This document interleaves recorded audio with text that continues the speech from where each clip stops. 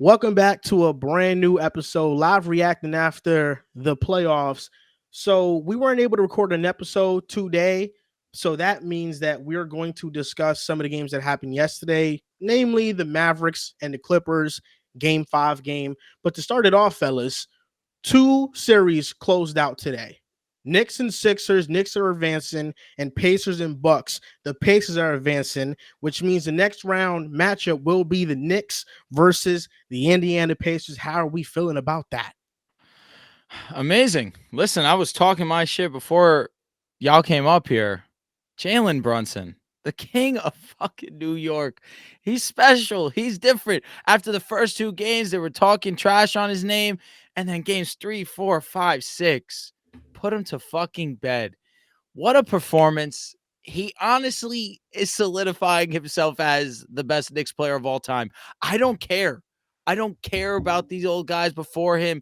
He's gone out here and performed at the highest level 2 seasons in a row. And now for the second year, they're going to the second round of the NBA playoffs and going up against Indy. Listen, I feel confident to say it already. They're going to the Eastern Conference Finals. They're going to the ECF, and it's going to be an amazing series versus whoever they play, most likely Boston. But what a game we just watched today. And, of course, credit to credit to Indiana for going out there and closing at home. But, sorry, guys, road ends here. New York, comfortably. You know, Dels, before you right when you joined, I asked you a simple question. Did we just witness Jalen Brunson stealing, or not stealing, I should say, making it known that he's first team All NBA over Mr. Jason Tatum over there, who was outscored by Derek White in his own playoff series? Yeah, Derek White played amazing. He actually was the most efficient player in the playoffs in the first round. Wow, that's awesome, man. That's awesome. Yeah. You know, I love that for him because he made some extra money, which means he's going to outprice himself from staying in Boston, which means the Celtics get worse. It's all a circle of positivity right now going on. It's all a circle. I can't remember the last time a player Brunson's size has been this special. This is the first time that I've witnessed it, not only for a regular season, but also transitioning into the playoffs.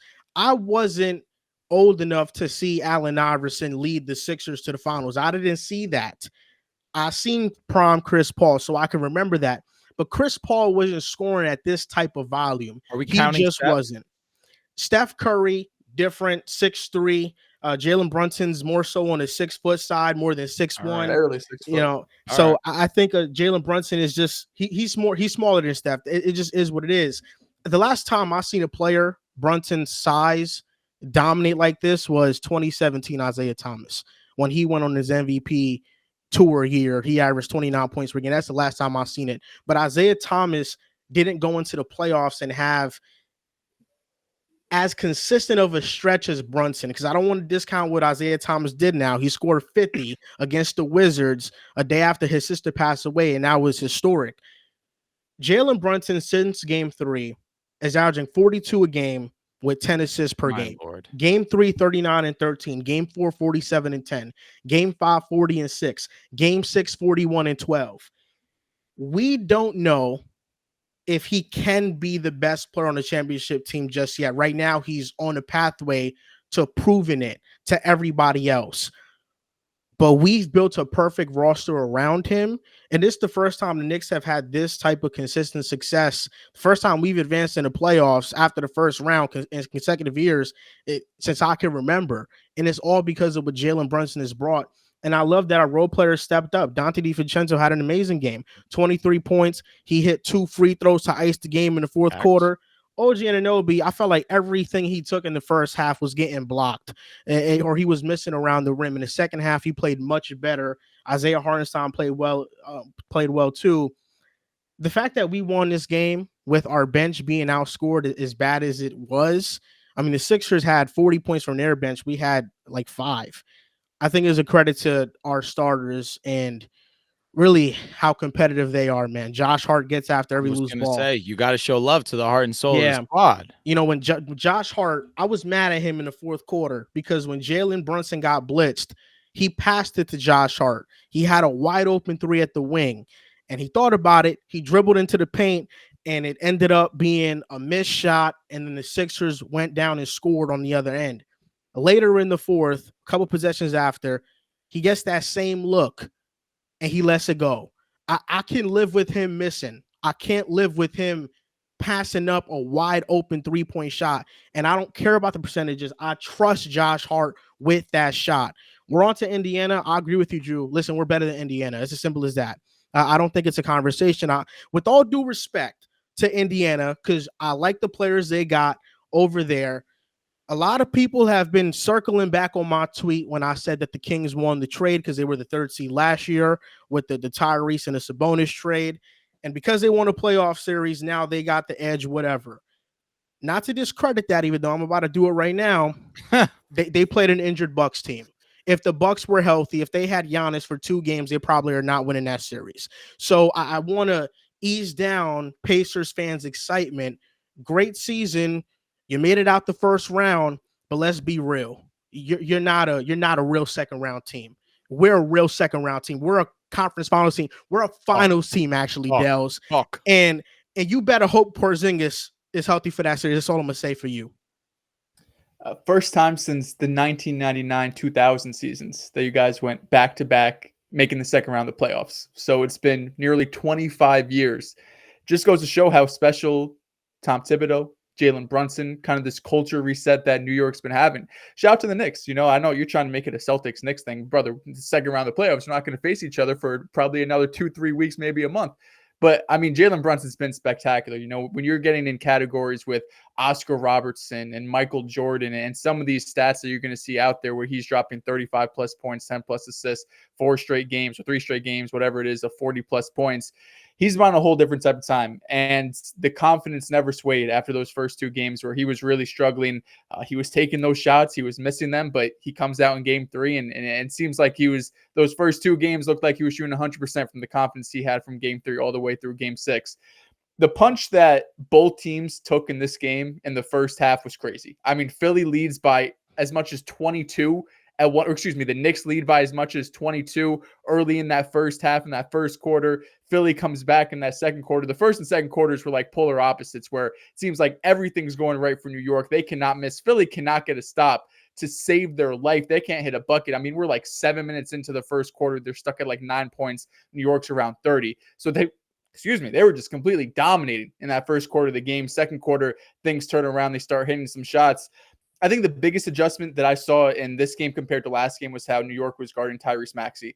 It felt like every time there was a pick and roll action or anything involving Tyrese Maxey, he was seeing two players immediately in his face, and he had to make an extra pass or try to get around the double team. And you saw him struggle for a majority of this game. He did have a couple shots, of course. Tyrese Maxey's a great player, but to me, that was the biggest difference in this game, that Tyrese Maxey was not able to get going like we saw in Game 5, where he hits the 2 crazy threes, the and 1 4-point play, the 3 from, the logo basically to pull that game into overtime. They go on and win it. Shout out to Buddy Hield. I thought, Drew, you had a great tweet saying that there's some guys in the league who you could be DNPs back-to-back 3 games in the playoffs, and the fact that you could just come off the bench like that and give your team 20, really give your team a spark. Campaign hit a couple of big threes too.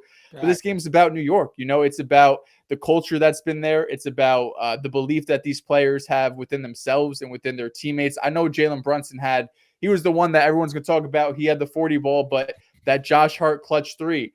Mitchell Robinson and Isaiah Hartenstein, even though Embiid had a good game, they're working every single time down the court. They're rebounding the ball. This was a great series. This was by far and away the best series in the first round. It was not even close. God. Damn near every single game was full of drama going down to the wire. It does feel like the second round is kind of setting up to be a bit of a letdown, because I agree with you guys. Like, I'm saying it now, I think the second round against Indiana is going to be easier than this first round. It just was against Philly. I'm taking the Knicks in 5 probably in that series. No disrespect to Indiana. We'll preview that series once that time comes. But this was a great series. Knicks in 6 was my prediction. Happy I got it right. These are Jalen Brunson stats, not updated for Game 6 against Philly. In 16 games with the Knicks, Jalen Brunson is averaging 29.9 points per game, 4.9 rebounds, 6.5 assists, shooting 45% from the field and 31% from 3, 86% from the line. those numbers now look even better because of the game 6 performance he had. He's averaging 30. And the major difference between this year and last year is that we have role players that can hit shots consistently. Last year, he got essentially no help from anybody on the team outside of a couple games. And if we can continue to get that help, I mean, I feel very good. The 76ers did give a pretty good punch. You know, their depth showed up. Kelly Oubre showed up. Buddy Hield showed up. Batum showed up. They had a lot of open threes, man. And I understand what you said, Dells, but part of that led to my frustration because I felt like we gave up way too many wide open threes. Yeah, what was it, like a 43-19 run at one point in time to let the Sixers come all the way back?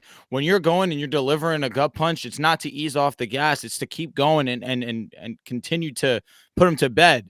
You made this game, which I'm grateful for in hindsight. We watched an amazing game. You're right, this was by far and away the best first round series. But it's something about when you see your prey and you're ready to go for the kill. It's something like you go for it. Don't play with your food. I will say I think that it was more so due to the matchup, understanding that Philly was still a hungry team. You had Joel Embiid go out there and put together an excellent performance. Buddy Hield coming off the bench. It just shows nothing but professionalism. I have to call out Tobias Harris because no one in the media is going to talk about him. Tobias Harris was garbage today. 0 points, 0 for 2. This guy was one of the biggest wastes of a max contract in NBA history. That's just one of the truths of the matter. He was irrelevant in today's basketball game. But to go out there and see the Knicks take the 76ers response from a dominating first quarter and still stay resilient, still stay strong in this game to pull it out and close out the series, it shows the heart. It shows how determined this Knicks team is. And when you have Dante going out there and hitting shots, you have OG out there going and being aggressive, whether it's taking the midi, taking those threes, driving to the basket. You saw he had that huge and one, although didn't hit at the free throw line to convert it. It's just seeing every one of these role players next to Brunson being confident within themselves, because now it's not so much that Brunson has to feel pressure to go out and do this, which I'm assuming he still feels that way. You are the leader of the New York Knicks, one of the biggest franchises in basketball, in sports. But when your role players are hitting the way that the Knicks were tonight, it just makes basketball so much easier. And I'm anticipating, especially going up against a much more inferior defense in the Indiana Pacers, this Knicks offense is going to look a lot better than what it did on a night-to-night consistent basis in that one. We'll talk about the series in further depth tomorrow when we preview it with Riv. Yep.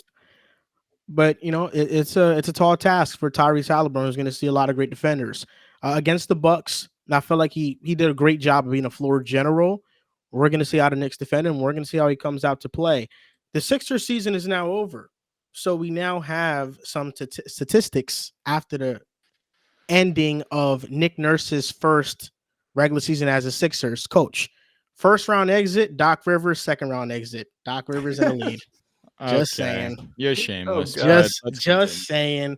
They didn't have your boy James Harden. Doesn't that matter? Say that again? They didn't have your boy James Harden this year. No, they didn't.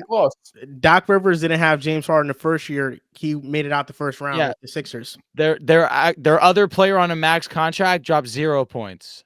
What is it? You like to say it. What is the coach supposed to do about players not performing, right? Nothing. But right? Doc Rivers gets slandered for it when they don't his players don't perform. 0 points. Tobias, I don't know who's going to sign him because I don't know what that contract's about to look like. This Joel Embiid not playing well in the fourth quarter of the playoffs problem is now dating back to multiple different coaches. He did it against Atlanta when they blew a 3-1 lead. He did it against the Celtics last year in the playoffs. And now he did it in the first round against the Knicks. And I understand he's coming back from an injury. You know, I could give him that type of pass. But when you have shown on multiple occasions to do the same thing, you don't get the benefit of the doubt on all those occasions. He wasn't terrible in the fourth. Had 6 points. Where are the splits? He went 2 for 4. 2 for 2 from the free throw line. Not good enough. Need more than 4 shots. Agreed, but Maxey, who had been their closer again, because, you know, he's been on one, and He's especially actually he struggled struggled all in the game. first 3 quarters. Yeah. 12 points. He went 4 for 8 from the field, 4 for 4 from the free throw line. I don't know how much time we got to spend on the Pacers Bucks. The Pacers are moving on. Dame played this game. It didn't really matter anyway. Can be summarized real quick. It is unfortunate we never got to see Giannis in this series, because I do still firmly believe the Bucks would have handled this series with an insane amount of ease. The fact that this series still went 6 with not a single game out of Giannis, again, credit to Indiana for going out there. You still have to go out there and execute. Fair enough. They are on to the next round. It is unfortunate we never got to see a top 2, at worst, top 3 player in the world in Giannis Antetokounmpo in this series. But I think and for the majority, Damian Lillard did go out there and play some high-level basketball. I give him credit in that regard also. Not that that was much of a surprise. We've seen him play well without Giannis on the court this season as a Buck. But it sucks that the Bucks get eliminated in the first round for a second straight year, and it's also in due parts of last year where he did miss games, and they were able to win a game without him.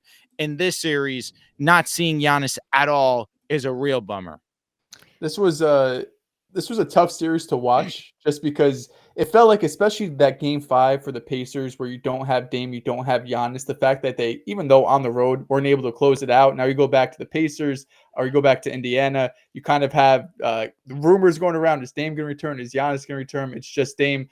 Shout out to TJ McConnell. I thought he struggled mightily throughout the series. Really, the first 5 games, it was really not his series. But today, he was amazing. 20 points, 77% from the field, 100% from 3. That's your boy, TJ McConnell. Who knows what would have happened if he had the Suns? Maybe that series goes 5 games against the Timberwolves with TJ McConnell. Maybe they go 7. Maybe they win. Who knows? But this was a fun series. It definitely caught the back burner out of. I was gonna say it caught the back burner out of all the other series when you talk about like the Knicks or the Wolves or whoever else was playing in this first round. But it is a shame, because on one hand, I don't think the Bucks would have made real noise. I think if the Bucks and the Knicks would have matched up in the second round, I think it would have been a great series. I think that goes 6-7 games. I probably still would have leaned the Knicks. Even so, I don't know if the Bucks ever get past Boston. Even so, I don't think they ever win NBA Finals with this team. But it's also, I don't know if it's for the better or for worse, because on one hand, I think front office could look at the season and be like, listen, if Dame and Giannis are healthy for the first round, we win in this first round, we don't have to make some major changes.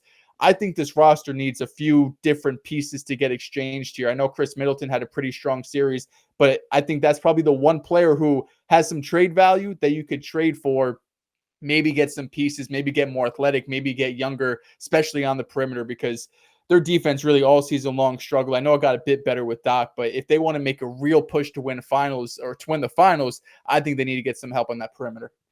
I watched this series for 2 reasons. The first reason was to see if the box score matched how Tyrese was playing. I felt like because of the lack of field goal attempts he had, the efficiency, the box score numbers that he had, people were criticizing him a lot. Watching him, I felt like he played great. I felt like he made the right play. He drew 2 on the ball. And then I just watched this series for Chris Middleton, winding back the clock. He played really well in this series. And when he is not pigeonholed to a third option role on offense, he can still have these type of performances, but he's just too injury prone at this point of his career. I don't think the Bucks can make much moves. Brook Lopez looks really slow out there. I think Giannis will give it one more year because they were hurt. And you give Doc Rivers a training camp to instill his values through an entire course of training camp, his defensive and offensive values, and you see what happens next season. But I don't think they have the depth to really compete with other teams in the East. I think the fit with Dame and Giannis wasn't all that great. But who knows? Maybe they come back next year and they look really good, because Minnesota just last year, the fit didn't look all that good with Gobert and Cat. And then this year it was seamless. So that offseason matters. Obi Toppin, 21 points, 8 rebounds, former Knick. I loved him going to Indiana, fit them perfectly. TJ McConnell. Before the series, I said he was my X factor. He was making me look stupid for 5 games. He got one for you. He got one. The closeout game, 20 points, 9 assists. And not to hurt my Tyrese fandom a little bit, because I know people are going to use this against him, but go check out TJ McConnell's per 36 splits.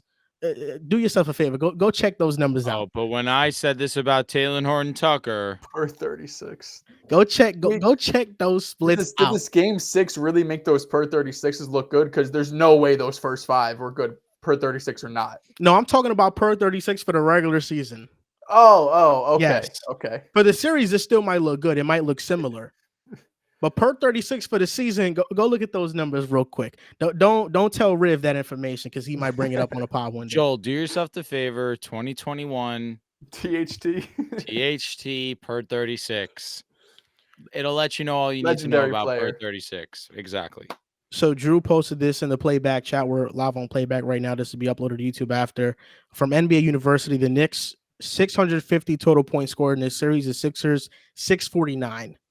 I mean, we watched a banger. It was an all-timer. We knew going in it would be an amazing series, but it was the biggest deciding factor was always going to be Embiid's health. And we never saw him at 100%, even though he had some pretty high highs, did have a 50 ball this series. But understanding that this 76ers team was still great, even with Embiid not at 100%, because Tyrese Maxey with Embiid on the court does take his game up to another level. This was an amazing series, and it was great to see the Knicks go out there in round one play a pretty great team. You get battle tested very early on in the playoffs to show yourselves, hey, we can compete with the top dogs. Doesn't matter. We are one of the top dogs, and that's a fact. It's not often in one series that you get 2 meltdowns. Game 2, Sixers had a meltdown, up 5 points, and they botch an inbound. You can argue it was a foul. It was not. The 2-minute report revealed that it was a foul. Should have been called or whatever. And then in game 5, the Knicks had a meltdown, up 6 points with 26 seconds left, and they have a meltdown. Not often you get 2 of those things happening. That happened in this series. I'm just glad it ended in 6 because I couldn't take a game 7. Game 7, I feel like back-to-back games where the Knicks had in the bag, they lose. I'm not feeling good about game 7. Not at all. I follow multiple Knicks people on Twitter, and the anxiety after game 5, where they were everyone was just saying, like, I want to play this game right now. Like, I want to play game 6 right after we just lost to that bullshit. I couldn't imagine, especially in this game where you guys are up. I think you were up maybe 6 or 7 with like a minute or 2 left, and then they go on like a quick like 6-0 run or something. It's a 1-point game. I'm like, are we about to see this again? There's no way. But shout out to Josh Hart for hitting that clutch shot for y'all. Get in the main event. The Mavericks and Clippers. The That's Mavs beat the Clippers 123 to 93. We fell off. The main event, brother. Two things could be main events. You know, because he just said this guy's a Knicks fan. The opener matters just as much as the main event. The opener matters just as much as the main event. 100%. No, it does. Knicks fans, they click on this video. They want to see the Knicks first. They want to see that first. But you should have called that the main event. Calling this the main event is disrespectful. When you build up a show, the opener got to be a great topic. Brother, that game last night could was be a little main bit, event. And then you end the show on a great topic. That game last night was the ESPN that you get for free before the pay-per-view goes for UFC. That's what last night's. Well, the main event was Luka Doncic having his flu game moment. That's what it was. 35.7 rebounds, 10 assists in the second half. Yeah, you know, I had to Photoshop their faces onto Michael Jordan and Pippen. I was spending some time on that. Maxi Kleber, out of nowhere, couldn't miss from 3. Really offensively, it wasn't an all-around great game from the Mavericks supporting cast, but they held the Clippers 38% shooting, 26% from 3. And I just want to say this because, you know, after Harden had his great game 4. Oh my God. There's no way you're about to do this. No. You had to know this was coming. I've seen this on Twitter. I've seen this on TikTok. He probably put it on Pinterest too or something. I knew this was coming. Joel, I did put it on Reddit. This is the thing that you got to understand, Drew. See, Drew becomes fans of a player once all the hype is gone down. I'm no fan of Harden. You'd be talking like you are, like you'd be trying to gatekeep. No, I try to hold you accountable. You hold me accountable for not praising every little thing he does when he got a track record of choking. Unbelievable. That's what it is. There's no respect. Ultimately, with James Harden, it's not disrespect. James Harden now holds the record with most playoff games where he shoots 10 field goal attempts or more and makes 2 or less. Those are abysmal numbers. You look at James Harden's game logs, they're just really bad in the playoffs. Against the Celtics last year, he had 2 great games. We're not taking that away from him. But then in game 6 and game 7, he was nowhere to be found. And the fact that, you were trying to rag on me for not praising Harden, I could say Harden is playing great. He played a great game. But at the end of the day, you always expect a stinker with Harden. God. I've been let down too many times by Harden to not understand this. I mean, come on, you think this is news to me? In 2018, game 7, couldn't hit a 3. Game 6, they were up double digits. He didn't play all that well. Let me hit you with this. Let me hit you with this real quick. I want to finish first. Right, facts. Apologize. Chris Paul, he got hurt. I understand that. But still, Harden didn't play well in the last closing games. The very next year, Kevin Durant goes out and you don't win a single game. You lose the next quarter and a whole game. Then in the bubble, when you get Russell Westbrook, I never thought Russ was a good fit, by the way. He has been terrible in this series as well. Another playoff dropper. Part of the reason I took the Mavs in this series was because you got Harden, PG, and Russ, all playoff droppers. And Kawhi, you can't really rely on him. In the bubble, Harden played a couple great games against the Lakers. I think they lost in 5 because game 1, Russ and Harden played well. In game 5, Harden was nowhere to be found. He didn't play a good game against the Lakers. Games 1 through 4, he played well, but in the elimination game, he didn't play well. And then we look at his time with the Nets. I'll give him a pass because he was injured, but you mentioned it to me all the time. Even with the grade 2 hamstring out there, he still got to hit his shots. Wide open. Wide open shots. Yes. A big reason the Nets didn't win that game was because he couldn't hit a shot in that game. Wide open shots that left him wide open.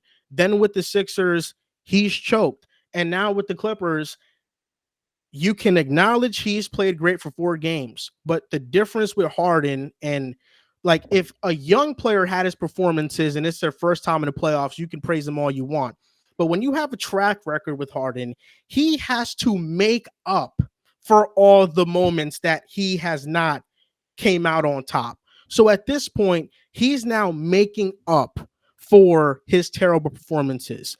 You got to be consistent for an entire series. In game 5, 2 for 12. I mean, what is that? And in game 6, maybe he plays well. I'm not hoping for him to play bad, but if history is telling us anything, it's that he's not going to show up. He's not going to show up. Here's the best thing I can compare it to. And Joel, you probably will understand it more because you obviously know more baseball than Joel. You just compare it to Tua. Alex Rodriguez is my favorite player in baseball, probably in all of sports. And you know how much I love LeBron. You know how much I love Peyton Manning. Alex Rodriguez was a religious playoff choker. Religious. When he was in a New York uniform, he was religiously bad in October. But I kept the faith. It's A-Rod. He'll figure it out. He's the best in the game. The 1 year, Joel, that he was amazing. The 1 year he was amazing, we won a championship.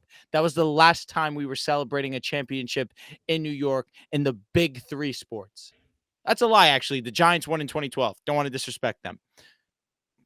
All I'm saying is when you have your guys and you're aware, you're conscious, these fuckers have let me down consistently time after time after time. There's something about loyalty that you have to stand by. This was one of your guys from the start. When Pick a Side started, Jace Harden was your guy. You got to show love. You got to keep the faith, even though I agree. He has struggled when the big moments have arrived. But like you've acknowledged, and I give you your credit there, 4 games through the series, he was awesome. Last night, horrendous performance, but not just out of him. Of course, also out of Paul George. You really just got no offense from those 2 guys, the 2 guys that have been the main catalyst as to why this series was knotted up before yesterday's game. But again, let's give credit on the Mavericks side also. Great defensive showing out of the guys. You're going to mention P.J. Washington. I think Derek Jones was just at another level, in my opinion. Also on the offensive end, going 5 for 7, but just the defensive performance he put out there on Paul George. It was a special sight to see, truthfully. I give a lot of credit to the Mavericks going out there in the crypt, going out there and locking up, playing some unbelievable basketball out of Luka Doncic. He was just out there on a mission. And it was interesting because, of course, reports come out, has the knee injury, was also feeling sick. So even if he didn't play that well, obviously he had that to fall back on, like, God forbid, hey, I'm sick, my knee hurts. But he played amazing. So endless respect to you, Luka Doncic, because you're a warrior, you're resilient, you're really just one of the toughest guys in the NBA for going out there and gutting it through, but putting on a masterclass at the same time. Well done, Dallas Mavericks. When the podcast started, James Harden was a top 5 player in the world. He was an MVP candidate. That's not what he is now. He's dropped to he's still a really good player, but that's like having blind faith in like Derek White to lead you to a championship. Derek White was just the best player in the series for the Boston Celtics. Yeah, I think Derek White's probably better than James Harden, honestly, right now. Oh, wow. Brother, wow. I don't know what we're talking about like that, brother. Clears, calm the fuck down. Jesus. Do you see what this brother does night in, night out? All defense, too. Don't forget that. Derek White's hip. We've been known this. Harden's better playmaker. I'll give you that. We did a topic on sorry, Joel. Oh, sorry, it does. We did a topic on the most influential players in basketball. Harden's up there for me. It's nothing but love for Harden. In the playoffs, come on, man. I seen Carson from Nerd Sesh. I think after Game 4, when Harden played well, he had like a letter written about Harden and how great that game made him feel and shit. And then the very next game where he has a stinker, he goes in and he's very disappointed because, after taking his time to write this well thought out letter, heartfelt, Harden lays a stinker. That's been me as a Harden fan. It's my entire fandom. That's why I don't get hyped over these performances. I like that you mentioned Derrick Jones Jr. Let's also mention the fact that their defense didn't look like complete poop because they weren't funneling Harden to the paint like they were in Game 4 in the fourth quarter. They were actually defending, and you saw what Derrick Jones Jr. did when he defended him like that. Shout out to Derrick Jones Jr. This game, outside of the first quarter, it was close, but once that second quarter and really the rest, it felt like the Mavericks just dominated this game. Good to see PJ Tucker get some minutes. I mean, I always thought the Mavs in 6. I always thought Mavs in 6 was the move. I think that you got a couple really good games. Come on, you thought Kawhi would play. George. Calm down. Calm down. Yeah, Kawhi did play. They lose when Kawhi plays. It's a shame. It was they're 0-2 without Kawhi. 0-2 with Kawhi. Yeah, it's unfortunate. So it would have been a sweep based on simple math. It would have been a sweep. We all came in with the idea that we would get legitimate Kawhi Leonard. The playoff. We all had questions around too coming in. He didn't play the last few games of the regular season as well. I don't think we knew he would be 100%. I think there was some optimism, some maybe bit blind hope that he'll be good. But I thought Dallas was the better team, even with Kawhi Leonard. I trusted them from kind of that last stretch of the regular season, even though there's some March and April runs that could be a little, misleading at times. But I thought the talent was there, especially when you have top end talent like Luka and Kyrie Irving. I could kind of see past some bad, some April and March runs that maybe teams aren't playing as hard as they were earlier in the season or as hard as they will in the playoffs. But Dallas to me was just the better team. Paul George and James Harden. I get it, Joel. Like you're going to get some high highs like every once in a while from these two guys. More specifically, like I think Paul George could be a more consistent player, but specifically James Harden, like you get some really high highs. Like you mentioned last year against Boston was that game 1 without Embiid, goes out there and drops 40 or 30, whatever he had. But then you're going to have some really low lows. So even when the Clippers were winning these games, even when the Clippers were winning without Kawhi Leonard, it always felt like, well, it's the best of 7. Like I need to see them do this 4 times. Is Harden really going to show up 4 times? Is Paul George really going to have efficient games 4 times in the series, especially if Kawhi's not there, or if Kawhi is there and he's not 100%, when you're going to have more of the defensive attention on these two guys. And I think that's what we saw in Game 5. But with that all being said, the way the series is going, it wouldn't shock me if the Clippers go back to Dallas in Game 6 and take it, and we go Game 7 after all this momentum the Mavs have had, because that's kind of what this series has been. But I'm expecting the Mavericks to close down 6 at home. Now, when I did the Tatum exercise, seeing the amount of playoff games he shot under 40%, from that exercise, the takeaway was Paul George, James Harden, the worst playoff droppers amongst like all the top 15, 25-ish players in the league. Kyrie was up there as well. But Kyrie playing next to Luka has really reinvigorated himself. I think the great thing with the Mavs is that Luka hasn't even played like himself. Luka at 50% is still putting up these numbers. I have yet to see true MVP Luka in the playoffs thus far. I've yet to see that. Even yesterday? This was the closest we got. It was the closest, but even yesterday, nope, it wasn't. MVP Luka, he's coming out in the first quarter hitting you with like 4 threes made. I mean, he can go on these hot stretches where he has 25 in a quarter. That's how I've seen him play all year long. I think the 3-point shot is eventually going to fall for him. I like that the Mavericks got off to a quick start, though, and I feel like they're going to translate that to Game 6. I think it's over in 6. I think the Mavericks, there's no way they're losing in 6 in Dallas. They're going to win. They've had slow starts against the Clippers. Game 5, they started off fast. They scored 25 points. And were up by 1 in the first quarter. And then in the second quarter, they really made a run. I think the same thing is going to happen in Game 6. I don't think they lose. I like Luka's pace a lot in this game. I feel like typically we see him, he's very slow, very methodical. When he gets that rebound, that defensive rebound, he's bringing it up slow, dribble. There was multiple times in this game where he was getting out running. He was starting the fast break. It was either leading for him to get layups or he was getting 2 feet in the paint and passing out to 3-point shots. I'd like to see a little bit more of that from Dallas, because I know in the half court they could get buckets. When you have 2 of the best one-on-one scorers in the NBA with Luka and Kyrie, I know you're going to be able to get buckets in the half court, but it's not going to hurt if you get a few easy layups or a few, good looks from 3 because you're pushing the pace, pushing the tempo. I think Kyrie does that a good amount as is, but it was nice to see Luka do that because I feel like typically we don't usually see that from him. In the chat, somebody asked, OKC Mavs, how many games?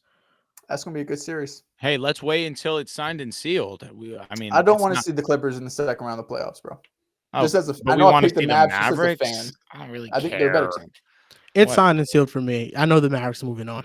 I don't know, man. Watching James Harden and Paul George cook up. I'm be sick. Shout out to PJ Tucker, though. It's elimination game, James Harden. You don't want to see Zubac keep hitting that little jump? I don't want to see Coffee and fucking no. Respect your Coffee and Norman Powell. They're hoopers. With OKC, it's going to be interesting because I'm going back and forth between that series. I still haven't made my mind yet on who I'm going to pick.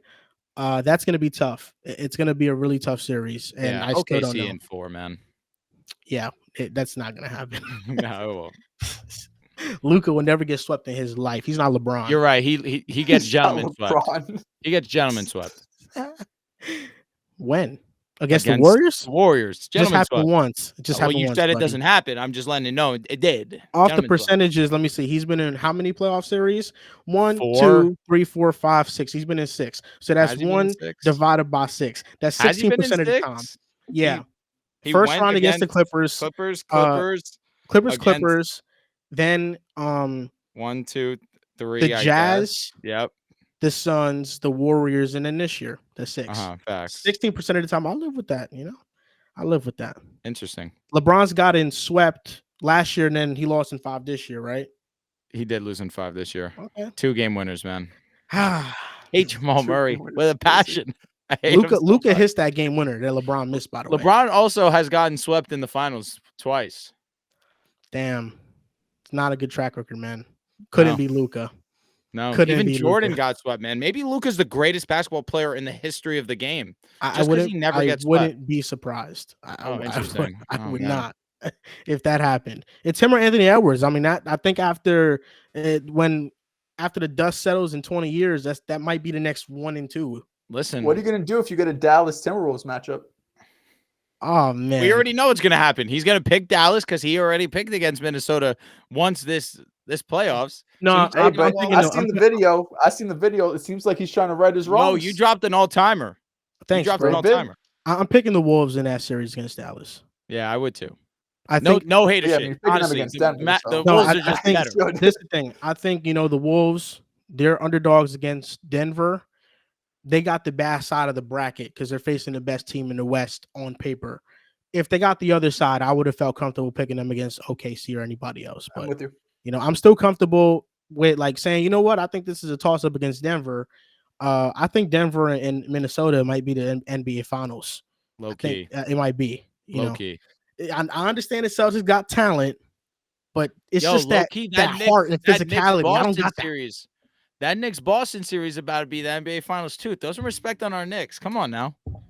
Hey, listen, I think we can match up with them very well. That's a heart over skill type of matchup right there. No KP. Knicks really, really should KP's feel getting good. in there, bro. Yeah, they say he's going to be back by the conference KP. finals. Listen, We need somebody to go to his crib and knock on his door and do a little sign. Good God. what are we doing? Yeah, clip that. Clip it. Send that to Clip the it. Boston authorities. Oh man. All right, that's gonna do it. We're gonna record a podcast tomorrow. It'll be out tomorrow night or in the morning. You guys know how it goes. Thank you for watching. Make sure to leave a like, subscribe, and we'll see you guys next time.